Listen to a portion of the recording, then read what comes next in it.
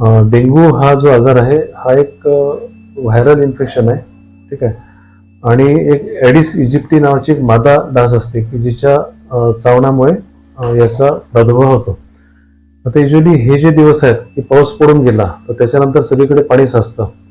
तर ह्या स्टॅग्नंट वॉटरमध्ये म्हणजे साचलेल्या पाण्यामध्ये आणि खास करून ताजं पाणी, खराब पाणी नाही, जे चांगलं पाणी असतं त्याच्यामध्ये हे एडिस इजिप्टी जी मादा डास आहे यांची ती अंडी जी आहे ती पनपतात आणि त्याच्यापासून ते डास तयार होतात आणि यांच्या चाव्यामुळे हा डेंग्यूचा प्रसार होतो. आता साधारणतः पाऊस पडून गेल्यानंतर 15 दिवसामध्ये, 20 दिवसात, महिनाभरामध्ये दरवर्षी साधारणतः ही साथ येते. साधारण ताप म्हणजे आता डेंग्यूचा जर ताप आपण सोडला तर तापाची अनेक कारणं असतात. काही इतर व्हायरल इन्फेक्शनमुळे, काही बॅक्टेरियाच्या इन्फेक्शनमुळे ताप येतो. जसं टायफॉइड आहे, स्क्रब टायफस म्हणजे रिकेट्स आहे, त्याची पण सध्या खूप जोरात साथ चालू आहे. सर्दी खोकला असतो, इव्हन डायरियाच्या इन्फेक्शनमध्ये सुद्धा ताप येतो. आता डेंग्यूचा जो ताप असतो, डेंग्यूच्या तापामध्ये ताप आल्यानंतर अंगदुखी भरपूर होते, त्याच्यामध्ये डोकं दुखतं, हातपाय दुखतात. कधी कधी त्या डेंग्यूच्या इन्फेक्शनचा जर लिव्हरवर परिणाम झाला त्याचे काही एन्झाईम घटक वाढतात आणि त्याच्यामुळे मग पेशंटला उलट्या सुरू होतात आणि साधारणतः एक 3 ते 4-5 दिवसपर्यंत हा डेंग्यूचा ताप घेतो. आता याच्यामध्ये जे आता आपण विचारलं की साधा ताप आणि डेंग्यूच्या तापात फरक काय, तर फरक आहे त्याच्या प्रोग्नोसिसचा, म्हणजे तो आजार कसा कुठपर्यंत नेईल. तर डेंग्यूचा जो व्हायरस असतो तो काय करतो की तो शरीरामधला जे हाडांमधला जो गर असतो बोन मॅरोला त्याला ते सप्रेस करतो, म्हणजे त्याला तो दाबून टाकतो. त्याच्यामुळे त्याचं जे कार्य असतं पेशी बनवणं, पांढऱ्या पेशी बनवणे, प्लेटलेट बनवणे, लाल रक्तपेशी बनवणे, हे कार्य तो दाबून टाकतो, ते कार्य कमी होतं. त्याच्यामुळे रक्तातल्या प्लेटलेट आणि पांढऱ्या पेशी घसरायला लागतात. त्याच्यामुळे डेंग्यूचे जे एक मेन सगळ्यात महत्वाचा जो डेंग्यूचा जो एक ज्याला आपण एक डेंजर म्हणून की डेंग्यू त्याला का घाबरायचं, त्याच्यासाठी की तो प्लेटलेट घटक जर एका विशिष्ट मर्यादेच्या खाली आला, पातळीच्या खाली आला, तर शरीरामध्ये कुठेही रक्तस्राव होऊन पेशंट इमिजिएटली केव्हाही कोलॅप्स होऊ शकतो. गंमत अशी आहे की डेंग्यूच्या आजाराची ट्रीटमेंट फक्त पॅरासिटामॉलची गोळी, बाकी काहीच नाही. पण जे पेशंट ज्यासाठी ऍडमिट केलं जातं किंवा की जर पेशंट आता तापाच्या आजारामध्ये लिव्हरवर परिणाम झाला, उलट्या सुरू आहे, पोटात काहीच राहत नाही, तर किंवा रक्तातल्या पांढऱ्या पेशी घसरल्या, ते एखाद्या मर्यादेच्या खाली घसरल्या तरच त्याला ऍडमिट करायची गरज पडते ना. तर साधारणतः जर त्याच्यात घसरण झाली तर भरतीची गरजही नसते. पण मग त्याला आपण म्हणतो की जे त्याच्या जो इतर अवयवांवर जर त्याचा परिणाम झाला, जसं एक लिव्हर आहे, कधी कधी किडनीवर परिणाम होतो, त्याच्यामध्ये क्रिएटिन घटक वाढतो, ज्याला आपण म्हणतो रिनल फेल्युअर, म्हणजे किडनीचं कार्य कमी झालं.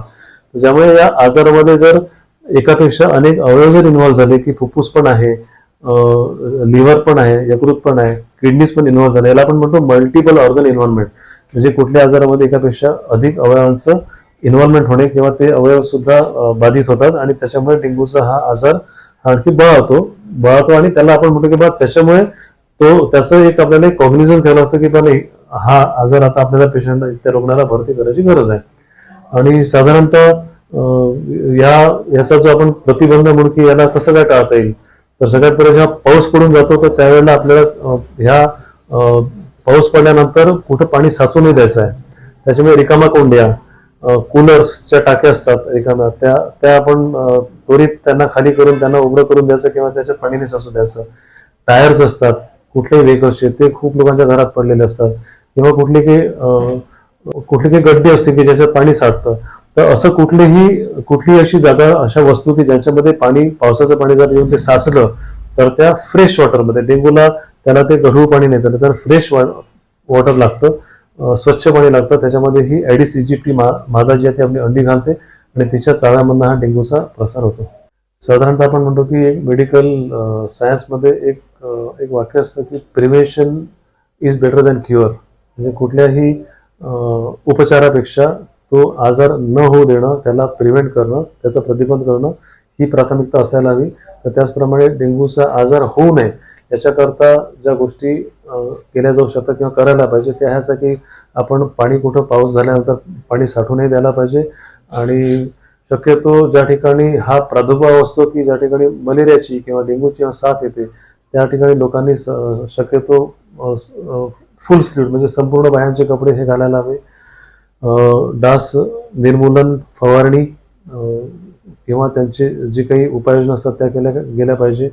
स्वच्छता सभोवतालची ठेवायची आणि एक स्वतःचा पर्सनल हायजीन या गोष्टी असतात की स्वतःची काळजी ही आपल्याला स्वतःच घ्यायची आहे. आपल्या कुटुंबातील सदस्याची, आपला समाज म्हणजे काय जात धर्माने आपण जिथे राहतो ते आजूबाजूची सभोवताल प्रत्येक व्यक्ती सजीव निर्जीव या सर्वांची आपल्याला काळजी घ्यायला हवी आणि शेवटी प्रतिबंध हाच त्याचा उपाय आहे.